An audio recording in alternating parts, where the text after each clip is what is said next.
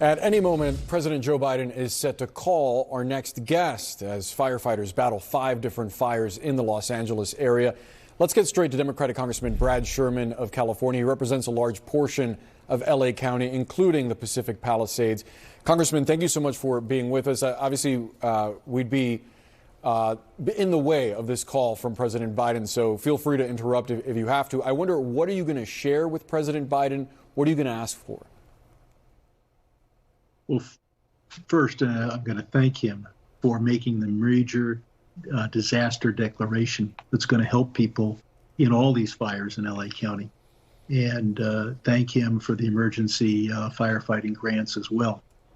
I've got to ask him first to try to get the money obligated in the remainder of his presidency as much as he can. Usually these things, you have I know everybody's focused on the emergency here, but the rebuilding is going to take months and years. And we do have funds in FEMA that could be obligated so that Trump can't mess with them starting January 21. And second, I'm going to ask him for an emergency supplemental. I don't think we can pass that in Congress or will in the next couple of weeks. But giving his imprimatur to that is going to be so important. This is not only the most costly fire in American history, it's more costly than the other 10 fires that you would list. This is the Wall Street Journal has already done an analysis showing a $50 billion cost, and the fire isn't contained yet. So we have to meet people's emergency needs. We have to hope that we do not see any fatalities from the Palisades fire, and our heart goes out to those in the Easton fire that have lost loved ones. But this is going to be a multi-year project. The whole town is mostly burned down.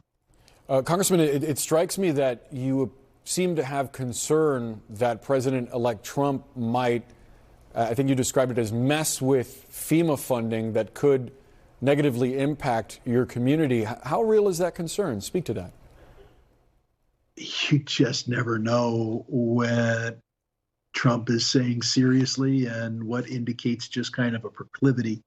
But if you, and I'm sure you've shown your viewers the tape of him speaking in October, where he says, well, if there are disasters in California, we'll just tell them, we're not going to help. And that is obviously of concern. I hope it's not true. There's a lot of bluster from President-elect Trump, and let's hope he wasn't taking himself seriously. But as the representative for this area, I have to worry about the fact that maybe he won't be seriously. Sure. Congressman, I've seen a number of claims on social media about fire hydrants running dry in Pacific Palisades.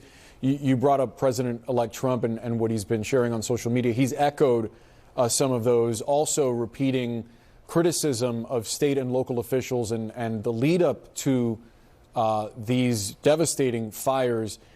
Do you understand what happened with those fire hydrants? Could that have been prevented? Yes. Look, we have enough water in Los Angeles. We're all taking showers this evening. Getting huge amounts of water into the Palisades and having the water pressure be significant is difficult. And the system was not designed to deal with this unprecedented fire. It's easy now to say it should have been, but there are 3 million, I think it's million-gallon tanks that are created in order to have the water flow down from the tank and give you the pressure throughout the Pacific Palisades. And this was an unprecedented event, and those tanks that provide the water pressure were fully exhausted. We are bringing in the water now, and more importantly, we're bringing in the firefighting planes and helicopters that do the huge water drops. So this system was not designed for the biggest fire in American history, bigger than the next 10 combined. And as we deal with climate change, we're going to have to engineer not only for the things we know, but things that might be 10 times bigger than what we're familiar with. Yeah, some of those images out of Southern California are just staggering. I do have to ask you about the approval of a budget cut of $17 million for the LA Fire Department. LA Mayor Karen Bass has been criticized for that cut, as well as being outside of the country when these fires broke out. What do you make of those criticisms? Do firefighters have what they need, and how much did those budget cuts potentially affect their response? Well, the budget cuts relate to money that's going to be spent in 2025, and were chiefly for training. And I'm pleased to have gotten the federal government to give us a new site that we're going to use for firefighter training in my district. I would expect that there will be appropriations at the LA City level for our firefighters that go beyond what they've done so far. Looking back, it'd be obviously you can say we should have done. These cuts, I think, will be reversed and should be, and they were perhaps ill-advised.